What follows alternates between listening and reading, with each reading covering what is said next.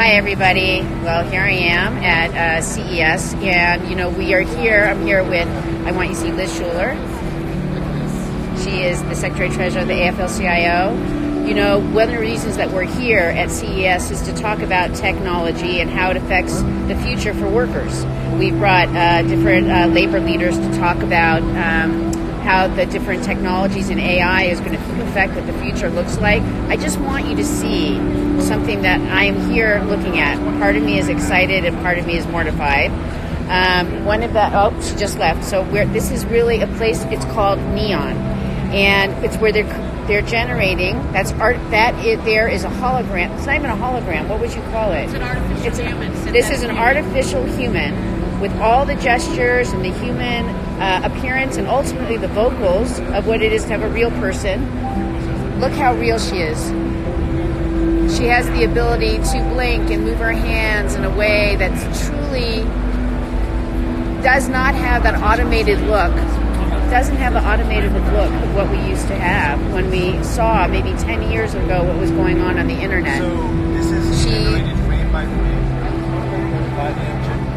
She actually, I'm going to show you in a second, she was reading a book to children, and I'm telling you with the gestures and the warmth of a human being, and yet she's not that. So what does that mean to people who are teachers?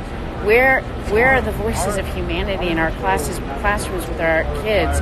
And where are their interaction between human to human? But they've said here, one of the things they're excited about in terms of this technology is that they're able to go and make it so somebody, let's say in retail, when you're going into a store and you want to talk to somebody for 2 hours to understand a product, well, they're saying their Neon AI creations will be the ones who are patient, who can go and have the conversation with you, where it doesn't sound like a robotic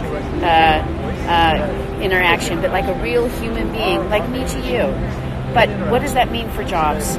We have to talk about the future. I know I always say we shouldn't be afraid, we have to be aware, but we also have to be the ones who are in control with our destiny. And that's why I'm here today. I hope you're paying attention.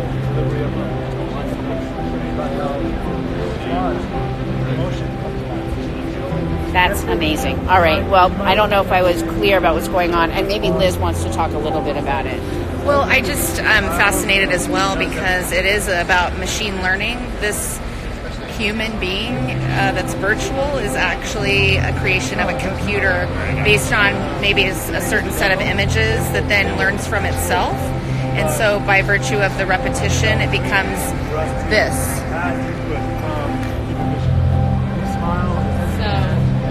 To me, Gabrielle captured it, and we are here because we are very concerned that all of this technology is going on around us.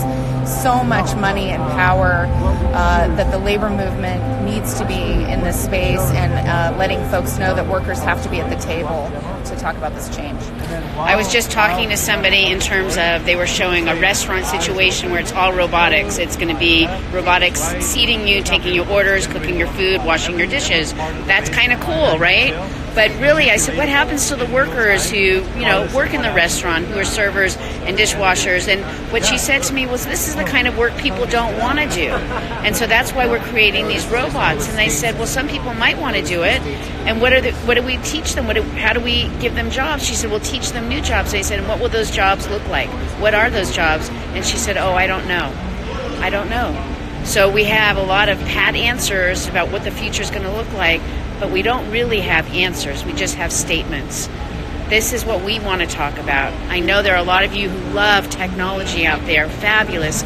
Be a part of the solution with us. Let us be in the conversation, because we want a future with thriving human beings in a world that helps to serve us so we can serve each other. Thank you. All right, guys, one on either side of the